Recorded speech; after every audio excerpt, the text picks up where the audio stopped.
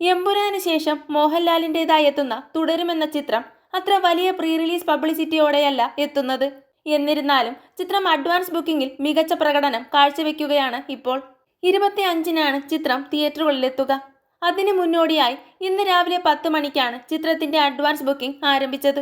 പ്രമുഖ ticket booking പ്ലാറ്റ്ഫോമായ book my ഷോയിൽ ആദ്യ മണിക്കൂറിൽ 8,000 ടിക്കറ്റുകളും പിന്നീടുള്ള മണിക്കൂറുകളിൽ 10,000 ടിക്കറ്റുകളും എന്ന കണക്കിലും ചിത്രം വിറ്റിരുന്നു. ഇപ്പോഴിതാ ആദ്യ 2 മണിക്കൂറിൽ നിന്ന് നേടിയിരിക്കുന്ന ബോക്സ് ഓഫീസ് കളക്ഷൻ സംബന്ധിച്ച കണക്കുകൾ പുറത്തെത്തിയിരിക്കുകയാണ്.